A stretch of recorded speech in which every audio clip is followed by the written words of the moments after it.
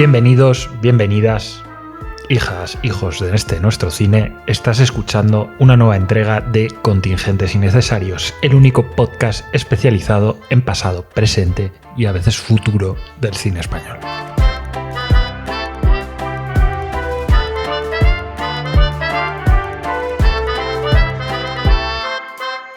Hoy nos toca viajar hacia atrás y meternos de cabeza en la picaresca, porque tenemos que hablar de un tipo muy gracioso, Tony LeBlanc.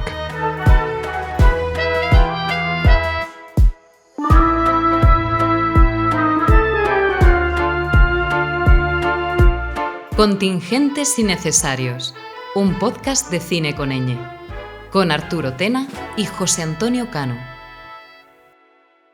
En esta entrega de vuestro programa de cine español nos toca repasar más de 3 décadas de películas, casi todas comedias, muchas de ellas éxitos, bastantes ya un poco olvidadas, a través de Tony LeBlanc, uno de los actores más famosos de la historia del cine español. La oportunidad de hablar de esta estrella nos la da el estreno en streaming de 2 de los títulos que protagonizó en su etapa de mayor popularidad: Los que tocan el piano, de Javier Aguirre, y La dinamita está servida, de Fernando Merino, ambas del año 1968. 2 comedias del desarrollismo, 2 parodias de otros géneros cinematográficos, y en las que Tony LeBlanc hace una de sus especialidades, de caradura, de estafador, de jeta. Estas 2 películas se estrenan, por supuesto, en Flixolé, la plataforma del cine español de todos los tiempos, que es también la que nos da la oportunidad de hacer este programa veraniego. Fernando Galindo, un admirador, un amigo, un esclavo, un siervo. Disfruta de Flixolé, la mayor plataforma de cine español. ¿Hispanic hablan? Suscríbete ahora y accede a más de 4.500 títulos de todas las épocas y géneros. ¡Todos somos contingentes! ¡Pero tú eres necesario! Pruébalo gratis 14 días sin compromiso. Después, disfruta de las películas y series por 4,99 euros al mes o 49,99 euros al año. Entra en flixolé.com para encontrar más información. ¡Qué moderno todo y qué bien pensado! Y para viajar a la época de las comedias de enredo, del costumbrismo, de las suecas, de los timos del tocomocho, estamos los timadores de siempre. Arturo Tena, el que os habla, y el último redactor ozorista que queda en este país, José Antonio Cano. ¿Cómo va el verano, Cano? Pues he visto más balconing que suecas.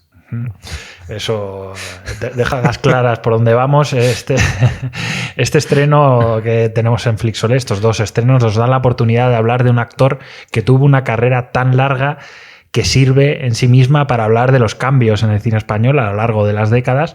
Un actor que fue muy conocido, pero que al repasarla nos hemos dado cuenta que no es ni mucho menos la típica de otros actores cómicos de esa misma época.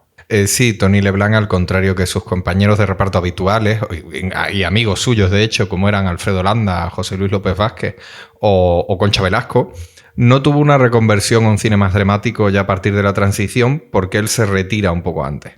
Eso ya le distingue porque, por una parte, lo libra de hacer destape, ¿no? Su último largometraje es del año 75. Técnicamente no es destape porque no sale nadie en pelotas, ¿no?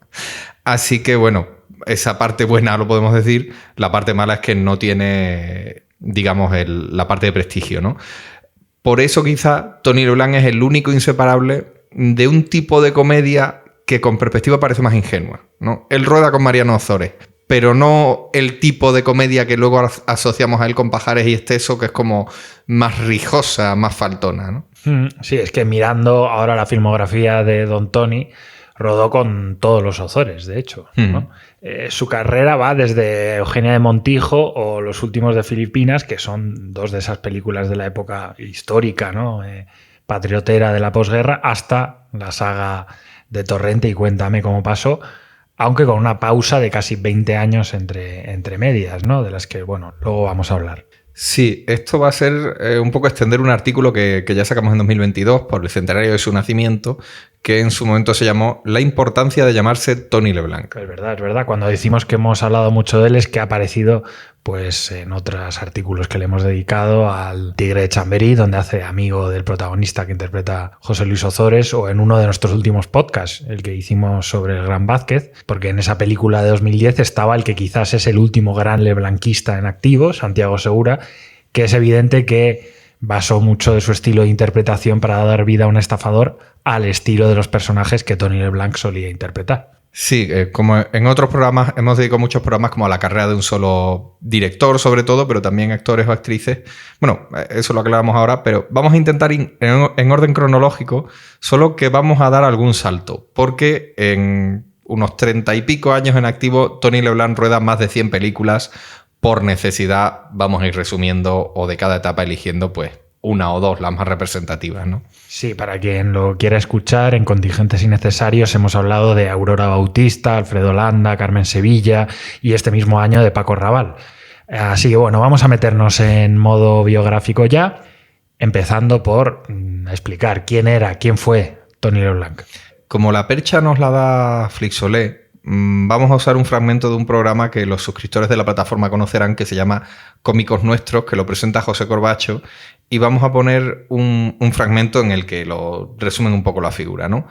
Porque estaba dándole vueltas a si poníamos algún diálogo, alguna de sus películas que fuese representativo, pero aquí está todo como muy bien explicadito.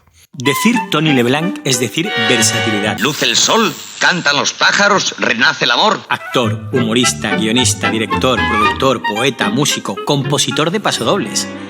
Tony LeBlanc fue una gran estrella. Un genio. Un genio. Absolutamente. El que cierra es Miguel Reyán, que coincidió con él siendo un actor joven que estaba empezando en ese momento. Obviamente, en un programa homenaje, pues van a poner a Tony LeBlanc por las nubes, pero esto también lo es, ¿no? De alguna forma un homenaje a él, así que tampoco nos vamos a poner tiquismiquis, que hemos venido aquí a disfrutar. Es que sí, cuántas cosas, ¿no? Fue Tony LeBlanc.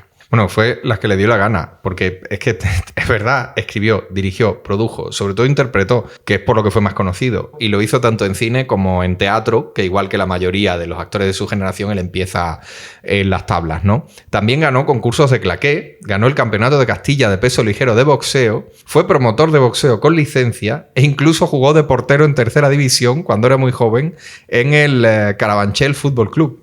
Sí, esto de gente del cine español que de alguna forma tiene pasado como futbolista, tiene un capítulo aparte, ¿eh? En fin, que no se aburría el hombre, pero empecemos por el nombre, porque me imagino que sus padres no fueron al registro y dijeron: apúntame al niño como Tony LeBlanc, por favor. Habría sido maravilloso, pero creo que no los habrían dejado.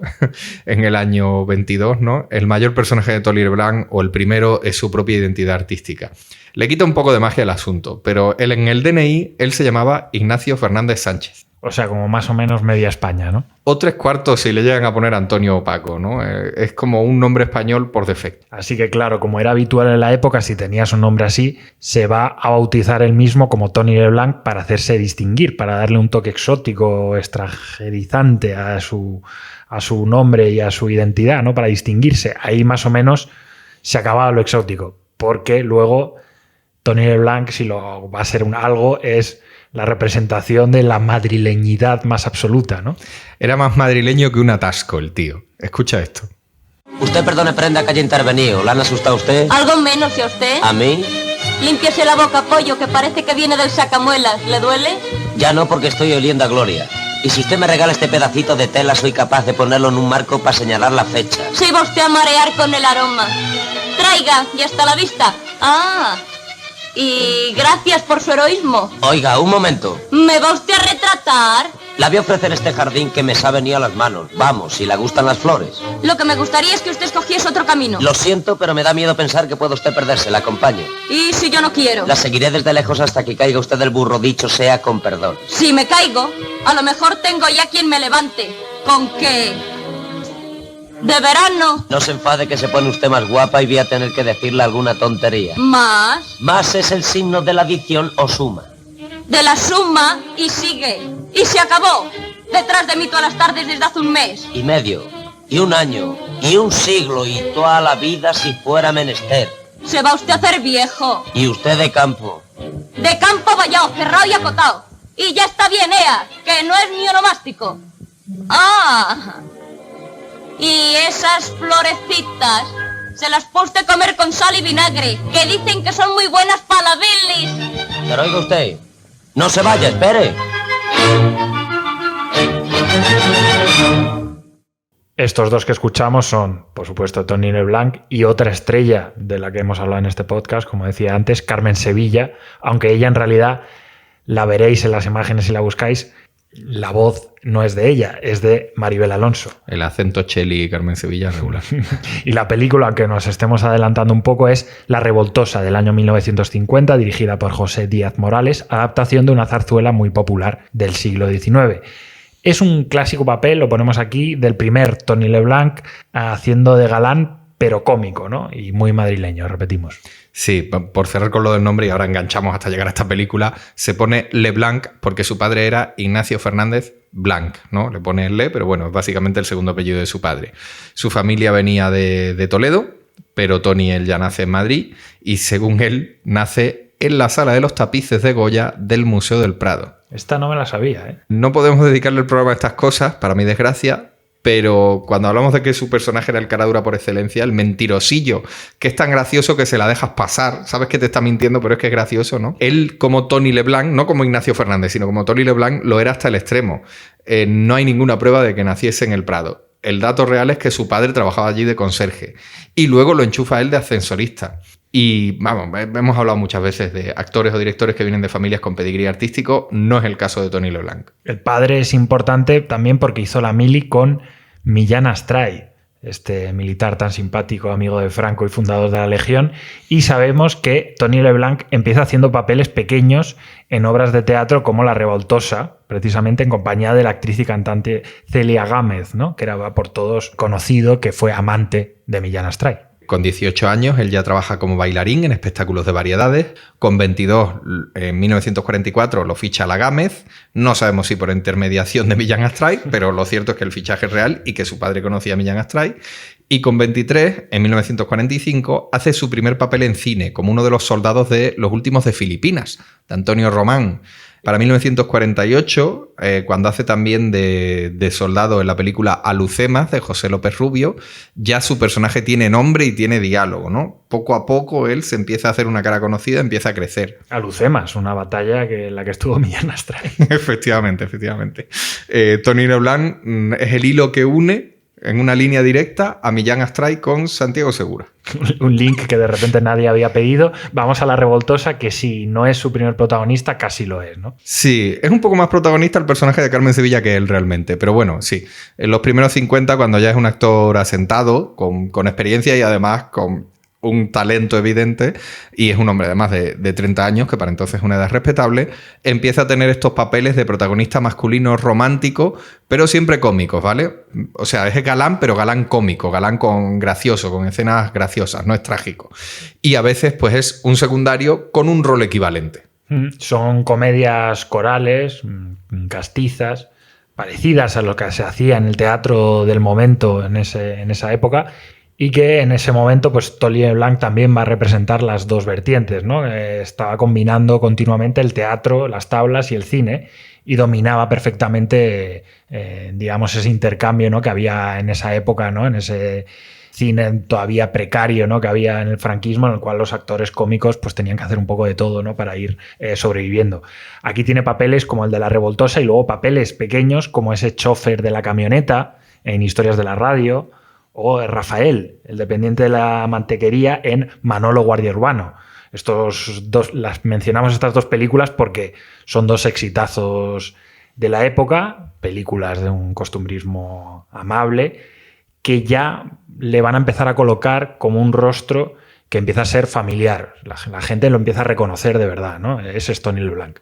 Aparte, el nombre está muy bien elegido, ¿no? Claro. Y aquí estamos a mediados de los 50 y este Ignacio Fernández, Tony LeBlanc, que haya sido bailarín, compositor, actor de teatro, boxeador, portero de tercera, él ve que el cine es una buena forma de ganarse la vida, que también responde a sus inquietudes un poco, y como no va a dejar el teatro, pues lo va a combinar. Incluso él puede tener su espectáculo propio, gracias al nombre que se ha hecho en el cine, lo puede tener en el teatro. Claro, todavía aquí está alternando papeles de protagonista en los que que el nombre de su personaje que aparece es el novio de Paquita o el novio de Nieves o algo así, ¿no? Hay una frase muy buena en el documental de Cómicos Nuestros de José Sacristán sobre este estatus extraño de los actores, ¿no? Me acuerdo que yo hice un papelito en la versión que hizo el hombre que se quiso matar, Y me dijo, no debes aceptar papeles tan chicos, tú ya no. Pero había que seguir pagando el recibo de la luz. Consejos vendo que para mí no tengo, ¿no? Digamos que el Leblanc de mitad de los años 50 tenía en común con el Sacristán de 1970 que, aunque tenían una carrera asentada, aún no eran estrellas, ¿no? Y había que comer, básicamente. Recordemos que Tony Leblanc explicó varias veces que todo lo que ganaba lo donaba. En concreto se lo donaba a su mujer para que le comprase ropa y comida a sus hijos, ¿no? Sí. Ahí más o menos a mitad de la década de los 50 pega un salto de calidad, por decirlo así, participando en una serie de películas en las que a lo mejor no era el actor principal en todas, aunque sí bastante protagonista, y tienen tanto éxito que lo catapultan ya, ¿no? Sí, ya es la época en la que realmente empieza a ser una estrella como tal, ¿no? Se podría decir. Películas en las que el personaje de la película se mezcla con el que ha creado como actor, se podría decir, ¿no? Y Tony Leblanc ya empieza a hacer de Tony Leblanc. Exacto. Vamos a escuchar un diálogo espectacular de una de estas películas. Primero hay que lanzarlo, y cuando esté maduro al Estadio Chamartín. Luego, si hay suerte, se prepara el Campeonato de Europa. Y según lo que resulte, a América. Pero oye, ¿tengo que boxear tanto? Lo preciso, nada de prodigarse. Bueno, habrá que buscarle un nombre. ¿Tú cómo te llamas? Miguel Orégano. Eso no sirve. Tiene que ser una cosa con más fuerza, que agarre. Ya lo tengo. El Tigre. Uy, de tigre ni hablar. Una cosa más pequeña. Cállate. A mí no me parece mal. Bueno, lo que hace falta es que la gente sepa de entrada que va a ser una fiera. Un salvaje. Uy, si empezamos así me van a poner morado. Mañana mismo soltamos la bomba. El Tigre de Chamberí. El noqueador de Molina. Aquí tienes al futuro campeón de España, al rey del cao. Este clásico diálogo del Tigre de Chamberí es el que se lo vamos a reconocer fácilmente como el de clásico de personaje de Tony Leblanc, ¿no? Aquí como Manolo, el mejor amigo de Miguel, el protagonista que, como hemos dicho antes, interpreta José Luis Ozores. Otras veces el amigo apocado será Manolo Gómez Burr o Alfredo Landa, pero Leblanc se especializa en este arquetipo por el que él pasaría la historia. El del jeta, el caradura, el que se le ocurre un plan brillante para hacerse rico, que es súper buen plan, pero al final no se sabe muy bien, pero el otro no lo tiene muy claro, no acaba muy bien. Bueno, todo esto que pasa, ¿no?, en estas comedias de la época, y aquí trabaja a las órdenes del director Pedro L. Ramírez, pero en esta época prácticamente lo van a dirigir todos los directores de comedia que hubiese en España. Sí, en Los Ángeles del Volante, por ejemplo, pues estará con Ignacio Efeiquino, que alguna vez hemos hablado por aquí de él. En 1957 hace del Carota, ¿no? Es otra comedia con un punto de tragedia, de drama coral, muy de ambiente castizo, que está otra vez con José Luis Ozores, con Fernando Fernán Gómez, Pepe Isbert. El Día de los Enamorados, que es comedia romántica, ¿no? En 1959 lo dirige Fernando Palacios y es uno de los novios de las parejas que San Valentín va emparejando por Madrid, ¿no? Bueno. Lo que tienen muchas de estas comedias en común es un guionista y a veces productor que seguro que os va a sonar. Pedro Masó. Hoy se le recuerda por dirigir comedias del Destape o ya en los 80 y 90 series de televisión como Brigada Central, pero en los 50 y 60 Pedro Masó va a ser una figura clave de la comedia, tanto al guión como en la producción. Y Tony Leblanc se va a convertir en uno de sus actores de cabecera, vamos a decir, y va a tirar de él habitualmente para componer los repartos de sus películas y que tengan tirón comercial, ¿no? De hecho, se lo va a llevar a otro de esos éxitos corales de la época, que son Las chicas de la Cruz Roja, una película conocidísima, también en 1958, y que va a reforzar mucho la fama de Tony Leblanc. Esta la dirige Rafael J. Salvia, que trabaja con Masó como guionista muy habitualmente, y va a ser la primera vez que Tony Leblanc, esto es histórico del cine español, va a hacer de novio o pretendiente de Concha Velasco. Dice usted que es estudiante. ¿Estudiante de qué? No sé, la acabo de conocer. Del brazo y todo, viva el libertinaje. Indecorosa, que eres un indecoroso. Alto, joven, más respeto. ¿Se cree que me voy a achicar? Aún más. Oiga, que de mí no se ríe nadie, sea quien sea. Anda tu madre. Pero si es León. Claro, tu ídolo. Pues León y todo, si te vuelve a tocar, me lo como. No se ponga usted así, hombre, que a mí quien me interesa es aquella señorita. Pégale un capón, hombre, pégale fuerte a ver si escarmienta. Mujer, que me puede hacer daño. Cuanto más que no hay cuestión. Se echa el freno y tal, amigos. ¿Verdad, macho? Aquí con el boxeador que se encuentra no es tan valiente como antes, ¿no? Con Carmen Sevilla. Claro, aquí se achanta, ¿no? Bueno, también tiene como 10 o 15 años más Tony LeBlanc aquí.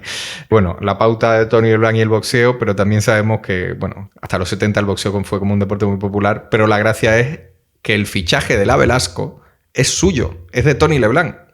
Y estoy mirando y en el año 58 él ya tiene sus buenos 36 palos y ella acaba de cumplir 18. Bueno, pero menos por el peluquín no se le nota, ¿no?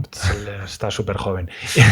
Ibas a hablar de la faceta de LeBlanc como descubridor de talentos más o menos jóvenes o como mentor, ¿no? En algunos casos. Y ahí está el caso de Concha Velasco, pero también de José Sacristán, ¿no? El que mencionábamos antes. La ficha, además, siendo una bailarina jovencísima para un espectáculo de variedades en el Teatro Eslava, y ahí Tony y su mujer, Isabel, acaban siendo amigos para toda la vida, ¿no? Una amistad muy, muy importante tanto para Tony como para Concha Velasco, y los siguientes años van a hacer pareja profesional y romántica en la ficción en varias películas. Fíjate que esta simbiosis profesional que van a tener nos sirve para ilustrar ese salto que ya ha pegado la carrera de Tony LeBlanc y lo que suponen estas películas, porque os voy a poner una canción que os va a sonar seguro. No te quieres enterar que te quiero de verdad. No te quieres enterar. No te quieres enterar que te quiero de verdad. Y tendrás que pedirme de rodillas un poquito de amor. Pero no te lo daré, porque no te quiero ver. Pero tú no haces caso ni te apiadas de mi pobre corazón. Búscate una chica yeye, que tenga mucho ritmo y que cante en inglés. Que tenga el pelo alborotado y las medias de color.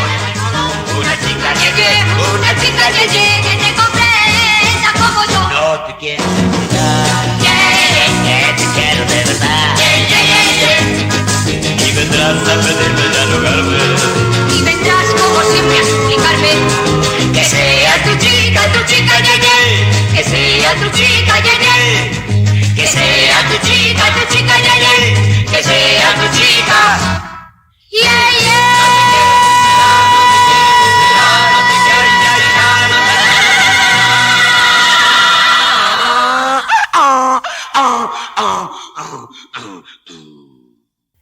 Esto es Historias de la Televisión, de José Luis Sáenz de Heredia, y hemos pegado un salto temporal porque ya es de 1965, aunque todavía en blanco y negro, y eso que ya había pues películas de 7 u 8 años antes que eran en color, pero como Historias de la Televisión es esa secuela de Historias de la Radio, pues la hacemos en blanco y negro para mantener la relación, ¿no?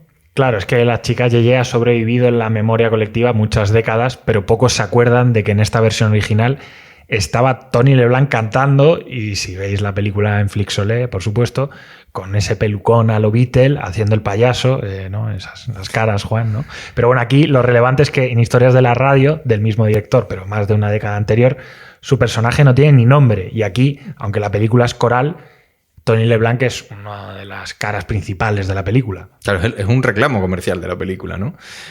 Por ahí también ha tenido ya que hablamos también del tema música, tiene un conato de personaje dramático. Estamos pegando algunos saltos, pero es como esta evolución final de los 50, primeros 60, él ya es una estrella, y va a salir y después del cuplé de Enrique Arencibia, donde la estrella es Marujita Díaz realmente, ¿no? Sí, esto es curioso. Hace un músico fracasado que, como se llama Luis García, decide cambiarse el nombre por uno que suene americano para ver si así le compran sus canciones. Esto, como hemos estado mencionando antes, tiene ese toque autobiográfico, y dentro de que la película acaba con un final más o menos feliz, es un papel pues un poco más trágico de los que solía hacer él, ¿no? Volviendo a la Cruz Roja, en 1961 protagoniza la versión masculina de Las chicas de la Cruz Roja, que es Tres de la Cruz Roja. De nuevo trabaja con Fernando Palacios, y esta vez ya no es el novio de nadie, es el protagonista. Es un cara dura, por supuesto, que convence a sus dos mejores amigos, que son José Luis López Vázquez y don Manolo Gómez Burr, de presentarse voluntarios a la Cruz Roja para ver gratis al Real Madrid. No me digas que Tony LeBlanc era del Madrid. Nadie es perfecto. Bueno, el salto está visto perfectamente porque pasa de ser uno más en esas comedias corales a ser algo así como el gran protagonista, ¿no? De hecho, en 1961 es un año muy relevante porque entre ese año y el siguiente Tony LeBlanc va a dirigir 3 películas. Esto es un paso que mucha gente no recuerda, pero pasó. Sí, son las tres únicas películas que dirigió en su vida. El pobre García, Los pedigüeños y Una isla con tomate. Las 2 primeras las estrena en el año 61, la segunda en el año 62. Y produce, dirige, coescribe y protagoniza. Pero es que además de todo esto, compone la banda sonora. O sea, antes de Amenábar ya hubo un hombre orquesta en el cine español y fue Tony LeBlanc. Por quedarnos con una, vamos a escuchar un fragmento de la que consideramos más interesante de las 3. Son todas comedias, pero hay una que con un componente más dramático o más social, incluso para el cine del franquismo de la época, que es la primera, ¿no? El pobre García. Hola, familia. Hola, Elías. ¿Qué? ¿No bajáis a jugar? No, el chaval no tiene ganas. Entonces me invitarás a un vaso de vino. Mira, lo siento, hombre, pero yo no bebo vino ni en las comidas. Es raro que un hombre como tú no beba nada, ni un vino. No creas que no he bebido. He bebido y bastante. ¿Entonces? Tony, vete al fresco. Por culpa del vino perdí a mi mujer. No entiendo. ¿Por culpa del vino? Sí. Fuimos invitados a la boda de unos amigos. Bebí demasiado e hice beber a mi mujer. Le pedí a un amigo las llaves de su coche y senté en el volante a mi mujer, que lo había hecho muy pocas veces. La hice apretar el acelerador más. Más y más. Hasta que nos estrellamos contra un árbol. Yo me fracturé la clavícula y ella murió en el acto. ¿Comprendes ahora por qué no bebo? Eso son tonterías. Estaría escrito que tendría que pasar así. No volveré a beber más en mi vida. Por eso no te preocupes. Yo lo haré por ti. Cuando bebo, me siento otro. Oye, ¿vendrás mañana a las carreras de motos? Sí que me gustaría. Pero le he prometido al chaval bajar a oír misa con él. Esto es otra cosa, ¿eh? Sí, hemos dicho antes que Tony LeBlanc no tuvo reconversión a actor de drama ya cuando el franquismo estaba languideciendo, ya en los años 80, como Sacristán, Holanda, pero en esta película que escribe y dirige él, el personaje que se da es un poco diferente a lo que nos tiene acostumbrados. Es un padre viudo, abstemio, por las razones que acabamos de escuchar, y que intenta salir adelante en el mundo de la publicidad, entonces novedoso, ¿no?, en la España de la época. Es la historia de un tipo muy sencillo, muy buenazo, que se echa de novia a la hija del jefe, recordemos que es viudo, ¿no? Que la interpreta una jovencísima Lina Morgan. Recordemos que Tony LeBlanc aquí dirige y produce, así que la ficha es otro descubrimiento un poco suyo, ¿no? Y que este hombre pierde su trabajo, así que tiene que salir adelante buscándose la vida con empleos que no son el suyo, ¿no? Entonces, entre que le echa un poco de cara y que es un pedazo de pan, pues todo le acaba saliendo bien. Es una dramedia amable, realmente, pero en la que LeBlanc se da a sí mismo un registro dramático que no era el habitual, ¿no? Y lo hace con un reparto bastante interesante. Se lleva a Gómez Burr, su eterno secundario y buen amigo, ¿no? Quizás el actor con el que más veces rodó, habría que mirar. Habría que comprobarlo, datos. Sí. Y ficha como jefe y suegro del protagonista a Jorge Rigaud, ese actor franco-argentino que era la estrella en El Día de los Enamorados, como San Valentín, ¿no? Y además a su hijo Ignacio, acreditado como Tony LeBlanc Jr., quizás uno de los mejores nombres de la historia, interpretando a su hijo en la ficción, que para que dé más pena, pues está en silla de ruedas. Sí, a ver, es una comedia muy buenista en el fondo, muy, muy de la época, en la que García acaba siendo subdirector de la empresa y se casa con la chica y todo lo demás. Pero es curioso que elija este tipo de historia, que es una especie de versión como un poco más redonda, pero también un poco más trágica de su personaje de siempre, ¿no? Un tipo humilde que tira de ingenio para intentar desclasarse, para intentar mejorar su vida, ¿no? Es curioso este salto a la dirección. Entendemos sobre todo que tiene que ver con su mano con los actores, ¿no? Pero es que también escribe, ¿no? Es una demostración de que LeBlanc también tenía sus inquietudes artísticas más allá de la interpretación y que de tonto no tenía un pelo, vamos. Pero bueno, la realidad es que lo de dirigir a nivel comercial no le terminó de salir, ¿no? No, ninguna de las 3 películas funcionará muy bien, pero en los 60 ya se puede permitir el tropezón, digamos, porque sería su época de gloria. No vuelve a dirigir, es verdad, pero el resto de películas que él hace en aquella época se anuncian como que sale Tony LeBlanc. O sea, no sé qué peli con Tony LeBlanc. Aquí, pues, por ejemplo, en Palma a trabajar con Los Ozores y rueda varias junto a Antonio como coprotagonista. Por ejemplo, Los Tramposos, de Pedro Lazaga, que también está con Chabelasco como su pareja, que es la película de la famosa escena del timo de la estampita, o una que a mí me hace mucha gracia, que es Hoy como ayer, ya en 1966, que la dirige Mariano Ozores, ¿no? ¿Quieres escuchar a Tony LeBlanc vendiendo coches usados, Cano? Hemos venido a eso. 4 frenos, 1 para cada rueda y de disco. Usted pisa uno y dice, písame mucho, pisa usted otro. ¿Qué tiene la zarzamora que a todas moras ahora que yo? Lo que... 2 faros, 2 faros. El uno luce y el otro guiña. Guiña a las cochas, claro está, pasa ahí, chati, ya te veré en el garaje. Y de una solidez. Esto da... Arranca con facilidad. Eso es lo bueno de este modelo, que le das un golpe y se pone en marcha. Natural, le das otro golpe y se para. ¿Y de ruedas qué tal está? Colosal. Uy, llevan hechas más de 100.000 kilómetros y todavía aguantan. Bueno, son de antes de la guerra. De la guerra del 14, claro está. ¡Qué bueno! Esto es una maravilla. Si la puerta se abre y todo, si da... Pues, no se abre, que no me he traído la abrelata, sino... debe estar... Es que está enganchado con la puerta en marcha. Ya está, ¿eh? Aquí lo tiene usted. Sí. ¿Qué más se puede pedir? Dígame. Que se cierre. Eso está hecho. Tía. ¡Toma! ¡Anda! Ay, que se cierre la puerta, por lo menos, ¿no? El coche es, efectivamente, como dice el personaje, de antes de la Primera Guerra Mundial. Eso es Hoy como ayer, comentábamos, dirigida por Mariano Ozores. Y bueno, así llegamos a las 2 películas que más nos interesan. Los que tocan el piano y La dinamita está servida. Y aquí ya es el cómico por excelencia de España.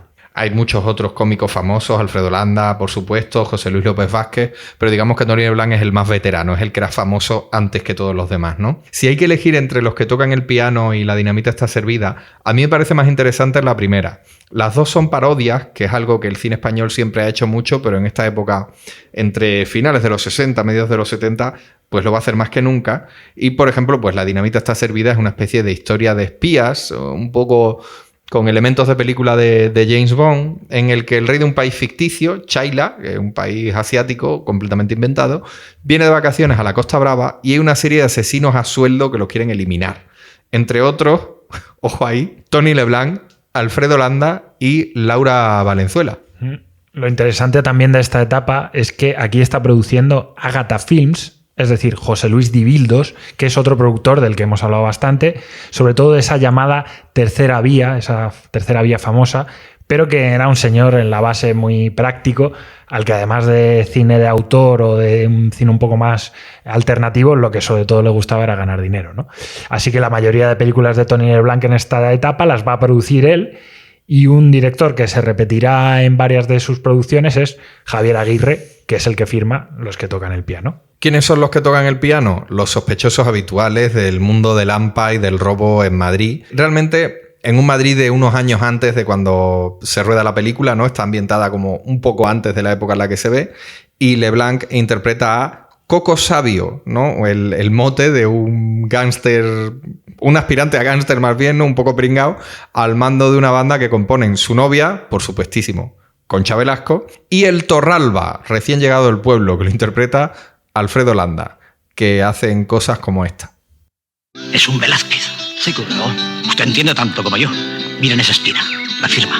Está tapada como por ceniza, por el polvo. Es el caballero de Amberes, no cabe la menor duda. ¡Qué mérito! Y en el concejo se le queda como si fuera un hijo. Ofrézcales 100.000. Me da pena abusar de esta gente. 125.000. De acuerdo. Mire, madre, aquí el señor colecciona cosas viejas. Y como es muy piadoso, está dispuesto a ofrecer 125.000 pesetas por el cristiano que ha visto al demonio. Madre, el señor nos da 125.000 pesetas por esto. Podremos poner tejado nuevo y comprar manzanos. ¿Lo quiere tanto? No. 150.000. Pero... Un momento. El cuadrico es de una fundación del siglo XVII y pertenece mitad al convento y mitad al concejo. Así que tengo que convocar al concejo. Eso no, cuidado. En el concejo está el farmacéutico y el farmacéutico sabe de qué va. 250.000. Y que se lo repartan Mire, señor alcalde, no molestemos al concejo. 125.000 para el concejo y 125.000 para el convento. Aprobado en el concejo por humanidad. Bueno, el Coco Sabio y su novia, con un par de cómplices, estafan a un guiri que se cree que le está sacando un Velázquez por 4 duros. Un poco lo que contamos en el programa del Gran Vázquez. La gracia en estas comedias es hacer que la víctima de la estafa en realidad se crea que se está aprovechando de otro que es más débil que él. Que además es algo que hacen los estafadores de verdad, para que así a la víctima le dé vergüenza denunciar o no le convenga porque puede verse también, ¿no?, implicada. Más o menos toda la película es así, con la irrupción como a la mitad de Gómez Burr como un ladrón elegante, ¿no?, de guante blanco, que sabe idiomas, o lo finge más bien, y que les enseña karate a Landa y LeBlanc. Hay un diálogo, no lo vamos a poner, pero que dice: ¿vosotros sabéis karate? Y el personaje de LeBlanc responde: no, pero hablo algo de vasco, ¿no? Para que así sean más peligrosos, ¿no? Entonces tiene como una parodia el cine de golpes que llevaba de Hollywood, de robos, y luego estas comedias chelis, porque ellos hablan todo el rato en la jerga criminal de la época, que por ejemplo al principio de la película el personaje de Landa, como acaba de llegar de su pueblo en Palencia, pues no entiende nada de lo que le están diciendo, ¿no? Llegados a este punto nos queda poco, ¿no? Sí, porque Tony LeBlanc se va a retirar del cine muy pronto, en 1975. De nuevo, por ejemplo, pues con Javier Aguirre va a rodar un poquito antes, ¿no?, por mencionar alguna película. En el año 1970 va a rodar El astronauta. Y diréis, ¿de qué va El astronauta? Pues bueno, lo vamos a escuchar. Yo no traigo armas, vengo de la Tierra. Yo no sabía que ya estaban ustedes aquí, pero soy inocente, se lo juro. ¡Soy inocente! Pero si esto es Almería, chalao. ¿Almería? ¿Que esto es Almería? Claro. Yo creí que estaba en la luna. Impresionante. Os recomendamos ir a buscarla. De hecho, muchas imágenes de las que se ven a día de hoy de Tony LeBlanc pertenecen a esta película, porque vemos a Tony LeBlanc bajando del módulo lunar vestido de astronauta, que es algo pues que lo ves y es gracioso, pero con un botijo en la mano y donde está es en Almería, así que ve venir hacia él al 7º de caballería porque están rodando un spaghetti western ahí al lado, ¿no? Pues era cosas de la época. Sí, hemos pasado por la época de la parodia, por ejemplo, que hay algo de parodia aquí del cine del momento, a ese cine que también se va a seguir produciendo pues prácticamente hasta la actualidad, pero que en la época de la transición es muy habitual, que es pillar un hecho de actualidad, como la llegada del hombre a la luna, que estaba bastante reciente, y rodamos una película como muy rápido para aprovechar el tirón, haciendo obviamente pues una comedia, ¿no?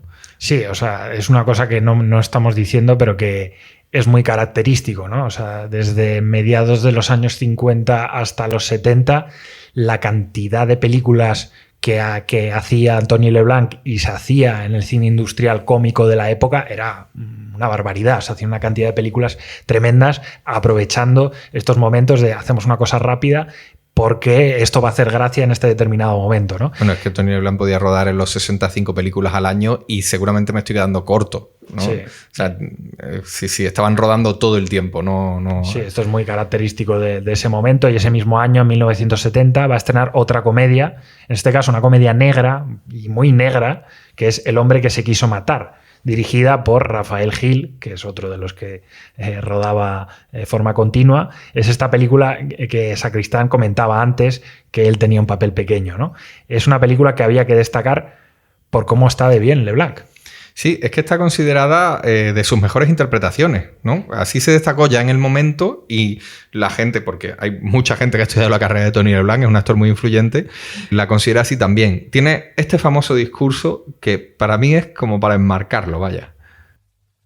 No tengo más que decir, y si lo tengo, no me da la gana decirlo.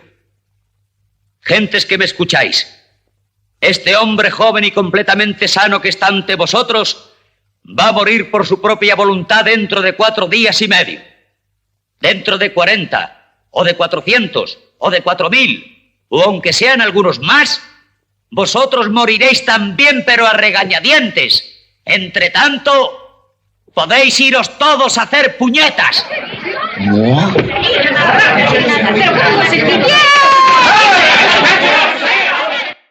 se queda el tío a gustísimo. Es una cosa...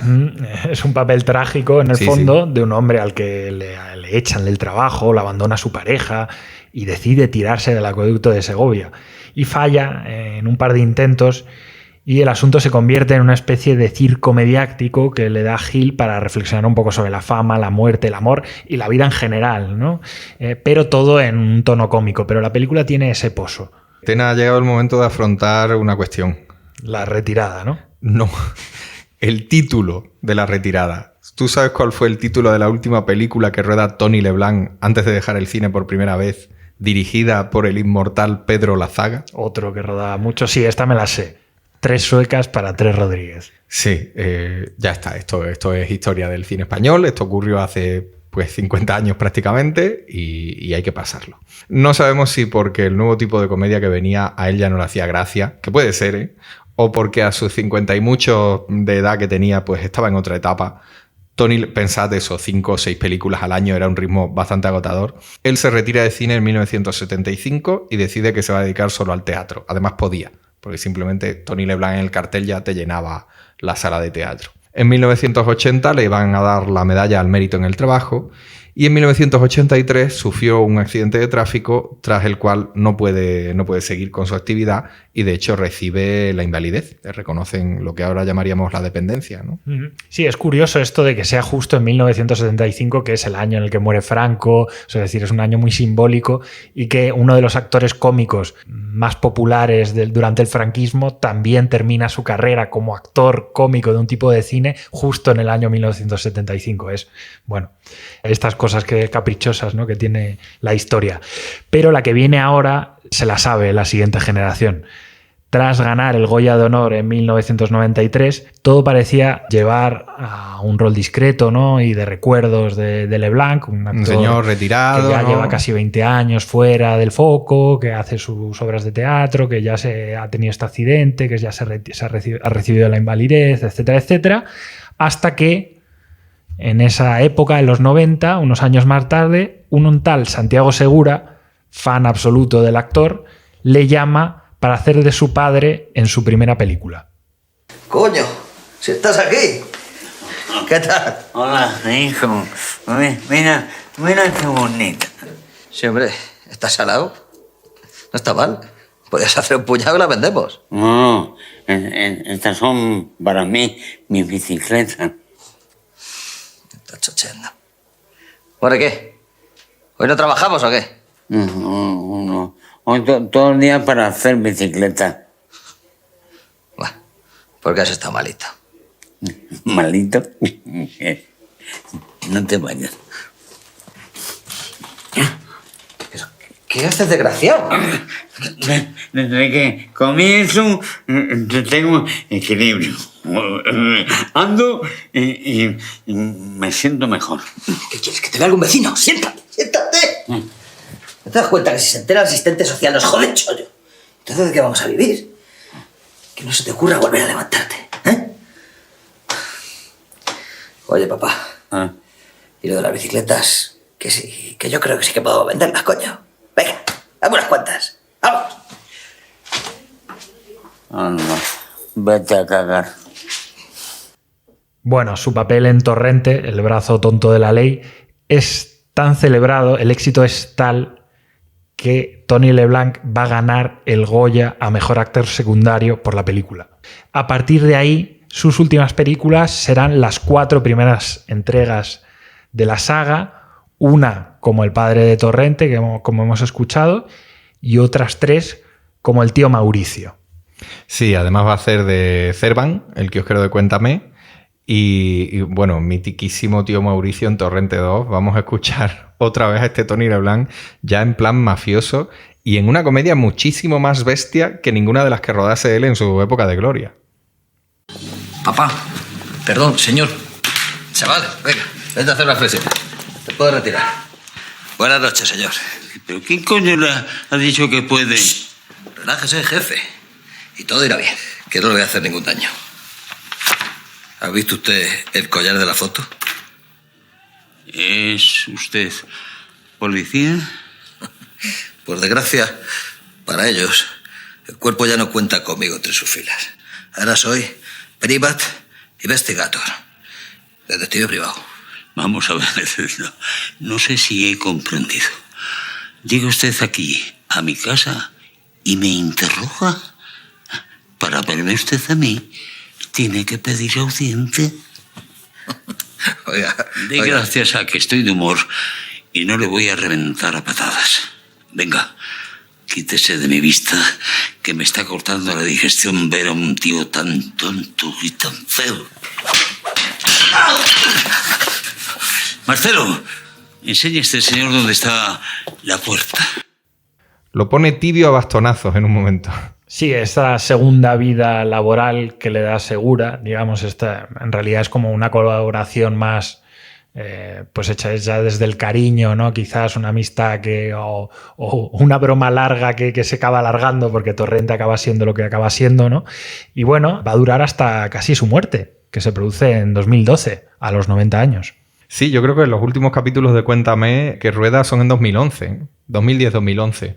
Cerró una carrera espectacular de la que hubo que sacarlo de los escenarios delante de la cámara prácticamente a rastras. No lo hemos dicho antes, pero él, cuando está en el retiro, entre 1983, que le dan la invalidez, y el rodaje de Torrente, publica 2 libros, incluido un poemario. O sea, no se está quieto, es un hombre con mucha inquietud intelectual, muy creativo, y sigue teniendo una actividad solo que no actoral en ese momento, ¿no? Sí, fue un poco el broche a toda una carrera que bueno, y con esto también acabamos, porque si no nos saco yo mismo a bastonazos de aquí. El tío Arturito. A una carrera que quizá merecía un empuje final para que no se perdiese muy en el pasado, ¿no? Que esa figura se quedase como muy anclada a un determinado cine, ¿no? Tony LeBlanc, el pícaro, nuestro auténtico rey de la comedia, fue uno de esos intérpretes que se dedicaron a eso tan difícil de hacer reír. Lo hizo con dignidad, lo hizo con tempo, lo hizo con carisma, lo hizo con una gracia natural que se trabajó como pocos y hizo que otros pudiesen demostrarla también. Como escribió Cano, Historia de España hasta cuando era mentira. Adiós. Adiós.